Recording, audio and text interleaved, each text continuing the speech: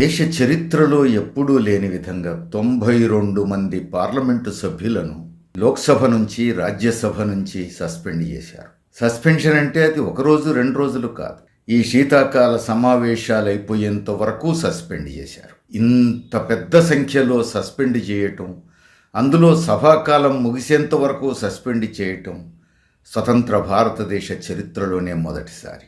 ఇంతమంది పార్లమెంటు సభ్యులను ఎందుకు సస్పెండ్ చేశారు? వాళ్ళు ఏం నేరం చేశారు? ఇది ఇప్పుడు ఆలోచించాల్సినటువంటి విషయం. అంతేకాదు, ఇది అంతిమంగా ప్రతిపక్షాలన్నీ కూడా పార్లమెంటు సమావేశాలను బహిష్కరించే నిర్ణయం చేయడానికి దారితీసింది. ఎందుకు ఈ తీవ్రమైనటువంటి పరిణామాలు వచ్చినాయి? ఇంతమందిని సస్పెండ్ చేయడానికి ఎందుకు పూనుకున్నది కేంద్ర ప్రభుత్వం? ఇది ఇప్పుడు సీరియస్గా ఆలోచించాల్సిన విషయం. పార్లమెంటు స్పీకరు, అటు రాజ్యసభ చైర్పర్సన్ ఇంత పెద్ద సంఖ్యలో సస్పెండ్ చేసి ఎవరిని రక్షించడానికి? 92 మంది చేసిన నేరం ఏమిటి? పార్లమెంటులో చొరబడి పొగబాంబు విసిరినటువంటి ఘటనకు బాధ్యులెవరు? అది ఎందుకు జరిగింది? భద్రతా ఏర్పాట్లలో ఎందుకు ప్రభుత్వం విఫలం చెందింది? ఈ ప్రశ్నలే ఆ 92 మంది ఎంపీలు వేశారు. ఈ ప్రశ్నలకు హోంమంత్రి సమాధానం చెప్పాలని కోరారు. హోంమంత్రి సమాధానం చెప్పడట, ప్రధానమంత్రి సమాధానం చెప్పడంట. అసలు దీని మీద చర్చే పెట్టారట. చర్చ పెట్టాలి, హోంమంత్రి ప్రధానమంత్రి జవాబుదారీతనం ఉండాలి అని అన్నందుకు ప్రధానమంత్రి ఏమంటున్నాడు? మీరు రాద్ధాంతం చేస్తున్నారు, రాద్ధాంతం చేయొద్దు అంటున్నాడు. ఇదేమన్నా పిల్లగాండ్ల కొట్లాట? రాద్ధాంతం చేయొద్దు అంటాడేమిటి? పార్లమెంటు లోపలికి ఇద్దరు చొరబడి స్పీకర్ పోడియం వైపు బల్లాల మీద నుంచి దాటుకుంటూ పరిగెత్తుకుంటూ పోతున్నారు. పొగబాంబు విసిరారు. అదే ఇతరత్ర ప్రమాదకరమైన బాంబు అయి ఉంటే, లేదా ఏ కత్తితోనూ వాళ్ళు దాడి చేసి ఉంటే ఎంత పెద్ద ప్రమాదం తప్పినట్టు.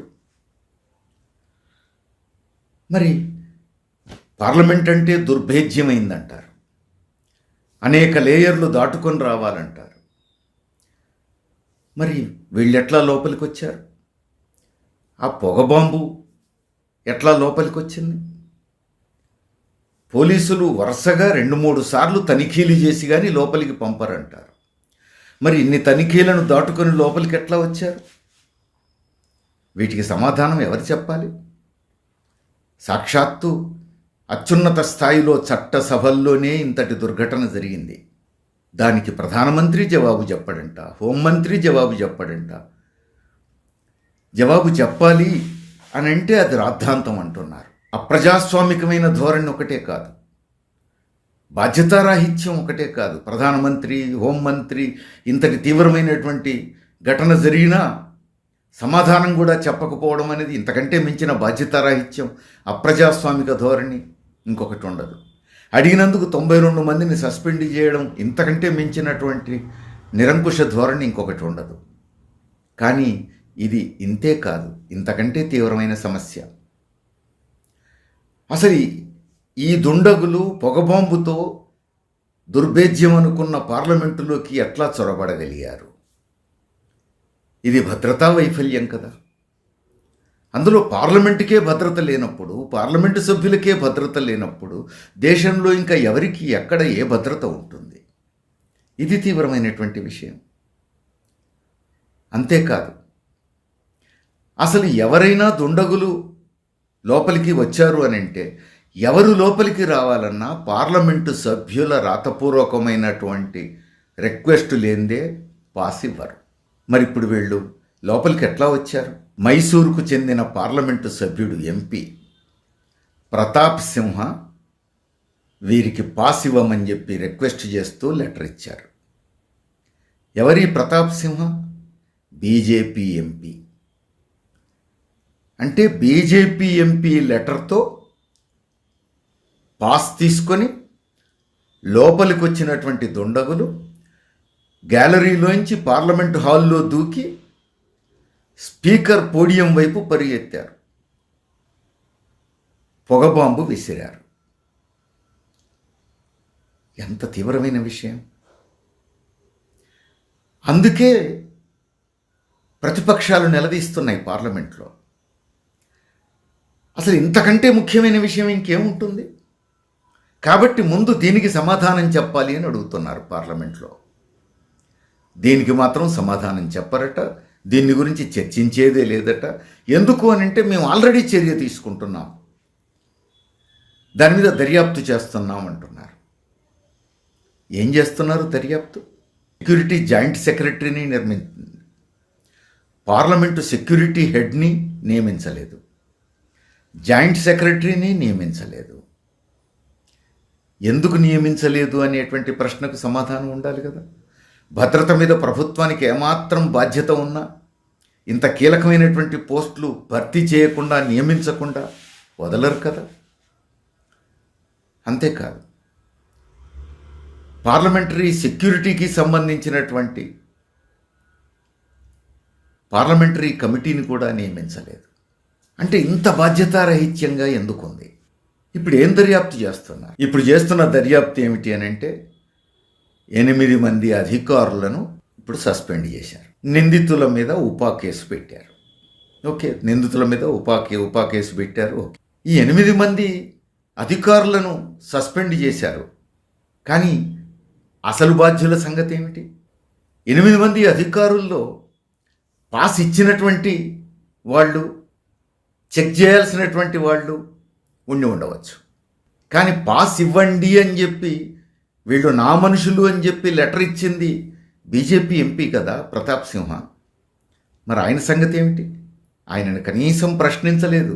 అరెస్టు సరిగదా, కేసు సరిగదా, అసలు ప్రశ్నించలేదు. ప్రశ్నించడానికి సిద్ధంగా లేరు. బీజేపీ ఎంపీ దుండగులకు లోపలికి పాస్ ఇప్పించాడు, ఇది ఫ్యాక్ట్. మరి ఆయన్ను వదిలిపెట్టి అధికారులను సస్పెండ్ చేశారు. తనిఖీలు చేయవలసిన అధికారులే అయితే సస్పెండ్ చేయాల్సిందే. వాళ్ళు ఎందుకు తనిఖీ చేయలేకపోయారు? పొగబాంబు లోపలికి ఎట్లా వచ్చింది? ఖచ్చితంగా సస్పెండ్ చేయాల్సిందే, విచారణ జరగాల్సిందే, శిక్షించాల్సిందే. కానీ పాస్ ఇప్పించిన ఎంపీ సంగతి ఏమిటి? పాస్ ఇప్పిస్తే ఆ పాస్ను పట్టుకొని కదా లోపలికి వచ్చింది వాళ్ళు. పాస్ ఇప్పించిన ఎంపీని మాత్రం అడగరంట, ప్రశ్నించరట. ఆయన బీజేపీ ఎంపీ కాబట్టి ప్రశ్నించరా? అంటే బీజేపీ ఎంపీలు ఎంత దుర్మార్గాలు చేసినా, దేశానికి ఎంత ప్రమాదకరమైన పనులు చేసినా, ఎంత దేశద్రోహులను పార్లమెంట్లోకి పంపించినా బీజేపీ ఎంపీలకు మాత్రం బారాఖూన్ మాఫా. ఉపా కేసు పెట్టారు కదా, అంటే వీళ్ళు దేశద్రోహులు. ఈ దేశద్రోహులను పార్లమెంటులోకి అనుమతించమని కోరినటువంటి పార్లమెంటు సభ్యుడి సంగతి ఏమిటి? ఆయన్ని ఎందుకు ప్రశ్నించట్లేరు అని 92 మంది ఎంపీలు అడుగుతున్నారు. దీనికి కూడా సమాధానం చెప్పారంట. ఇంతకంటే అన్యాయం ఇంకేముంటుంది? ఎవరిని అడగాలి ఇప్పుడు? ఈ దేశంలో ఎవరు సమాధానం చెప్పాలి ప్రజలకు? ఇక్కడే ఒక విషయం ఆలోచించాలి. గుర్తొస్తేనే ఒళ్ళు గగుర్పాటుకు కలిగించేటువంటి విషయం. ఈ దుండగులు ఇద్దరిలో ఒకరు లేదా ఇద్దరు ముస్లింలై ఉంటే ఈరోజు దేశం ఎంతటి అల్లకల్లోలమై ఉండేది. ఈ బీజేపీ ఆర్ఎస్ఎస్ వాళ్ళు ఎంత అల్లరి చేసేవాళ్ళు, ఎంత గడబడి చేసేవాళ్ళు, ఎన్ని దాడులు చేసేవాళ్ళు. లేదు, వాళ్ళిద్దరు హిందువులయ్యారు. పాస్ ఇప్పించింది బీజేపీ ఎంపీ కాకుండా ఏ ప్రతిపక్ష పార్టీ ఎంపీ అయినా అయ్యుంటే ఈరోజు ఎంత అల్లరి చేసేవాళ్ళు బీజేపీ ఎంపీలు, బీజేపీ నాయకులు, ఆర్ఎస్ఎస్ నాయకులు. దేశమంతా ఎంత ఆందోళన చేసేవాళ్ళు. ప్రతిపక్ష ఎంపీ కాలేదు. ఆ ఇద్దరు దుండగుల్లో ఎవరూ ముస్లిం కాదు కాబట్టి దేశం బచాయించిపోయింది. లేకపోతే ఇప్పుడు ఎంత అల్లరి చేసేవాళ్ళు. దుండగులిద్దరూ హిందువులు కాబట్టి, వారికి పాస్ ఇప్పించింది బీజేపీ ఎంపీ కాబట్టి ఇక ఆ బీజేపీ ఎంపీని ముట్టుకోరన్నమాట. ఆయన్ని ప్రశ్నించరు, ఆయన్ని శిక్షించరు. ఎంతటి ప్రమాదకరమైనటువంటి పరిణామాలు చూస్తున్నాం మనం. మోడీ ప్రభుత్వం ఇంత బాధ్యతారహిత్యంగా ఉంటే మరి దేశ ప్రజలకు భద్రత ఏమిటి భవిష్యత్తులో? చాలా తీవ్రమైన విషయం. దేశ ప్రజలంతా ఆలోచించాల్సిన అవసరం ఉంది. ఇంత బాధ్యతారహితంగా వ్యవహరిస్తున్న ప్రధాని నరేంద్ర మోడీ మళ్ళా 3వ ప్రధానమంత్రి కావాలనుకుంటున్నాడు. ప్రమాదకరమైనటువంటి దుండగులను పార్లమెంట్లోకి తెచ్చినటువంటి బీజేపీ మళ్ళీ తానే అధికారంలోకి రావాలని కలలుగంటున్నది. రెండుసార్లు అధికారంలోకి వస్తేనే ఇంత నిరంకుశంగా, ఇంత బాధ్యతారహితంగా, ఇంత ఏకపక్షంగా వ్యవహరిస్తున్నారు, ఇంత అహంభావంతో వ్యవహరిస్తున్నారు. మూడోసారి అధికారంలోకి వస్తే బీజేపీ ఇంకెంతటి ప్రమాదాలు రానున్నాయో మనకు అర్థం కాదు. ఇప్పుడు ఆలోచించాల్సింది 143 కోట్ల మంది భారతదేశ పౌరులు, భారతదేశ ప్రజలు.